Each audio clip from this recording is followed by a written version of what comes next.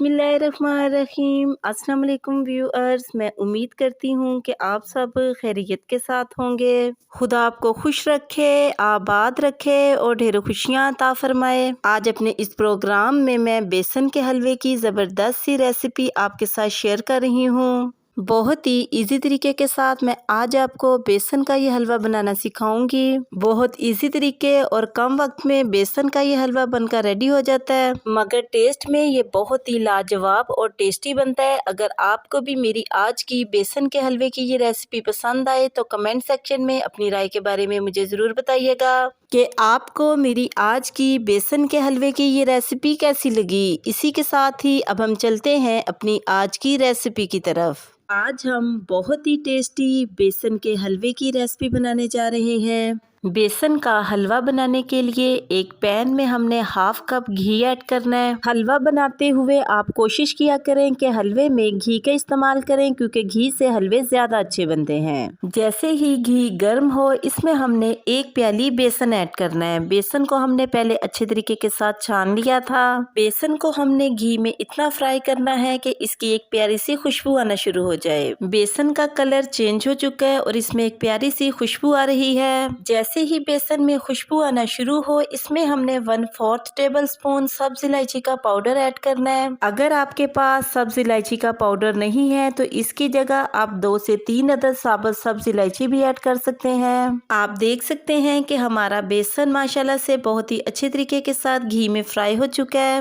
जैसे ही बेसन फ्राई हो, इसमें हमने हाफ प्याली शुगर ऐड कर देनी है। शुगर की मिकदार आप अपने टेस्ट के मुताबिक कम या ज्यादा भी ऐड कर सकते हैं कि जितना मीठा आप अपने हलवे को रखना चाहते हैं। शुगर ऐड करने के बाद चम्मच की मदद से हलवे को मुसलसल हिलाते रहना है। इस दौरान चूल्हे की फ्लेम को हमने मीडियम रखना है। कुछ ही देर में शुगर मेल्ट होकर बेसन में मिक्स हो जाएगी और फिर इस तरीके के साथ इसमें थोड़ा थोड़ा करके मिल्क ऐड करते जाना है और चम्मच की मदद से इसको साथ साथ हिलाते रहना है। मिल्क ऐड करने से बेसन के हलवे का टेस्ट डबल हो जाएगा।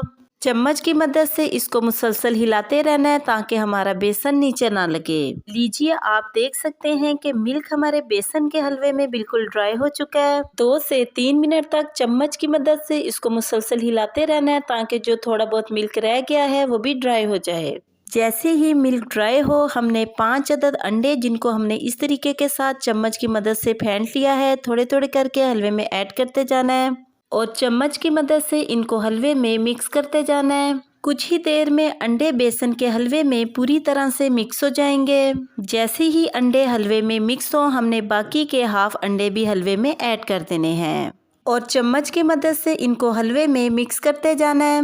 चम्मच की मदद से हलवे को मुसलसल हिलाते रहना है और 4 से 5 मिनट तक हलवे की अच्छी तरह से पकाई करनी है ताकि अंडे कच्चे न रह जाएं। आप देख सकते हैं कि अंडे कितने अच्छे तरीके के साथ बेसन के हलवे में मिक्स हो चुके हैं और हमारा दानेदार सा बेसन का हलवा माशाल्लाह से बिल्कुल रेडी हो चुका है।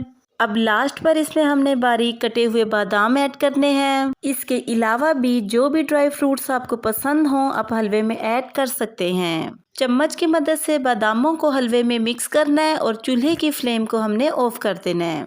अब हम बेसन के हलवे को एक प्लेट में निकालते हैं। अगर आपको भी मेरी आज की बेसन के हलवे की ये रेसिपी पसंद आई तो कमेंट सेक्शन में अपनी राय के बारे में मुझे ज़रूर बताइएगा कि आपको मेरी आज की बेसन के हलवे की ये रेसिपी कैसी लगी। और साथ ही मेरे चैनल को सब्सक्राइब करना और बेल आइकन के बटन को प्रेस करना मत भूलिएगा। इससे मेरी न्यू आने वाली हर वीडियो का नोटिफिकेशन आपको आसानी मिलता रहेगा। मैं अब आपसे दोबारा मिलूंगी नेक्स्ट प्रोग्राम में एक नई रेसिपी के साथ। तब तक के लिए अपना बहुत ही ख्याल रखिएगा और मुझे अपनी दुआओं में ज़रूर याद रखिएगा। इसी के साथ ही मैं अब आपसे इजाज़त चाहती हूँ। अल्लाह हाफिज़।